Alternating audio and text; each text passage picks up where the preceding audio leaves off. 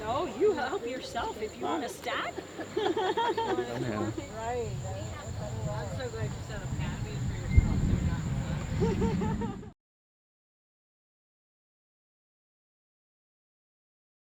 Would have been on this side probably because of the hat racks up here, and also the chimney down there had probably a stove that the men probably would have kept overnight when it got cold. So they would have been here Wednesday night following Love Feast services. Then people who would have traveled a distance, and maybe some official board members and others would have stayed here overnight. Men on this side, women on that side. We have a picture of a bed out here that we got from this place. It would have been a rope bed, so it would have been several rope beds down through here on each side. And so that's what you did. Get up in the morning, had second day Love Feast, and off you went from there.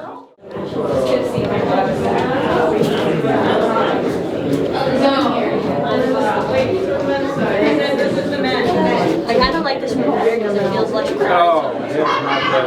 Yeah.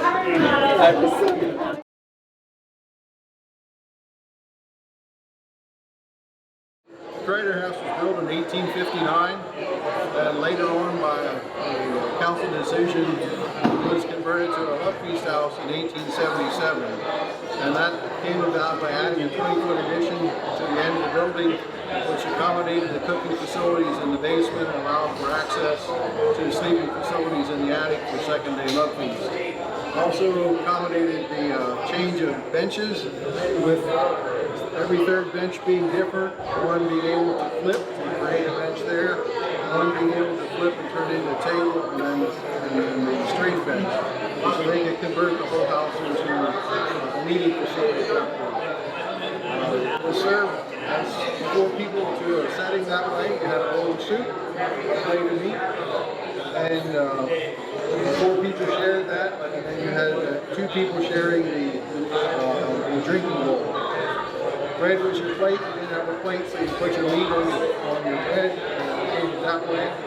The sacraments were about the same, with the communion bread the ladies creating or making the communion bread, and that being passed around, broken from person to person, as well as the common cup of juice, which was passed around throughout the congregation. I don't remember any Love Feast here for myself because it ended in 48.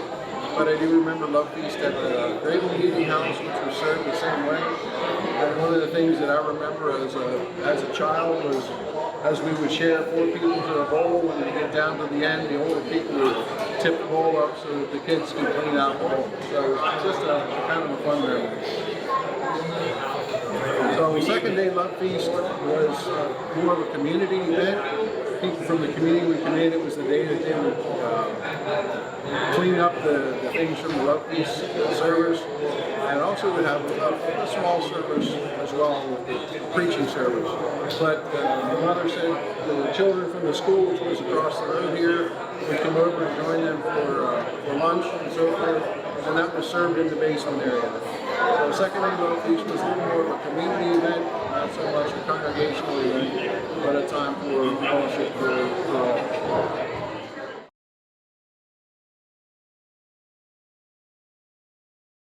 Sometimes they don't change. They need a fellowship hall. We need a fellowship hall. She just said that's it. So there is the kettles that they use for making the soup and the water and all that stuff. The prepping table, which we decided people were shorter back then.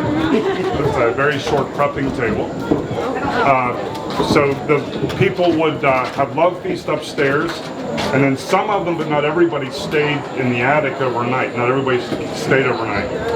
And then second day you would come down and eat at these long tables. But it was more of a fellowship meal than anything else down here. They didn't really have a Love Feast, those leftovers and whatever. If they were documented how many people, like what the most they had of them. What we should do is we should all sit here and see how many people it is. And they said that they ran through 3 times toward the end.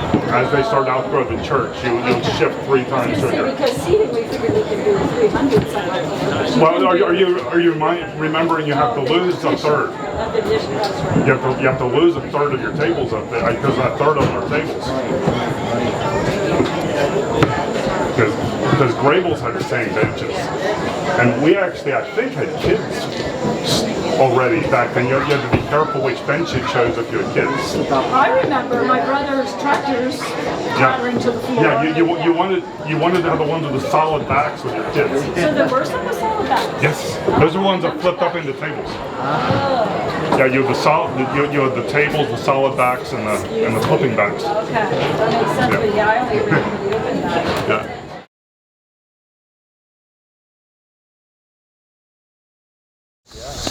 Welcome to this portion of the tour this afternoon.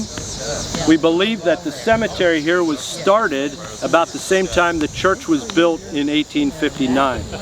This portion of land was deeded off in 3 separate parcels from the Cornelius Kreider family and their farm where Gloria Burkholder now lives. It was a public cemetery, and so many of the people buried here were from the community and not necessarily from the White Oak Church. Many of the tombstones are well worn and we do not know a lot about them. Some are in fairly good shape and we know more about those. What we do know about is the Castle family buried over next to the fence in about the 5th row. We have David Castle and his wife, one of the first castles that we know of in the Church of the Brethren. His only son, Jeremiah, and his wife are buried next. And then after that is Charles Castle, who was an elder in the church, is buried there with his 3 wives. His first wife died shortly after they were married at the age of 18. His next wife had their children, 8 or 9 children, and she died after the birth of their last daughter. He then married Susan Castle, who took care and raised the family. Those are all buried in one row there. The cemetery is not full. There are still open lots available and for sale. Over the years there was some vandalism here. They had to fix some tombstones. There is a concrete slab at the bottom where over on a farm on Bucknell Road they found a bunch of tombstones on a edge of a field. And so they brought those over here because they didn't know where the cemetery was and put them here. So those tombstones are here, the bodies representing them are not here. This graveyard and church and cemetery were well taken care of over the years by a number of trustees from the congregation. Walter Castle was one. When he passed away in 66 or 67, his son Marlon was one of the caretakers here for 47 years. He passed away last summer. Steve Patches is now kind of in charge along with other trustees over the years. Feel free to look around and see what you'd like to see here in the cemetery. One more announcement.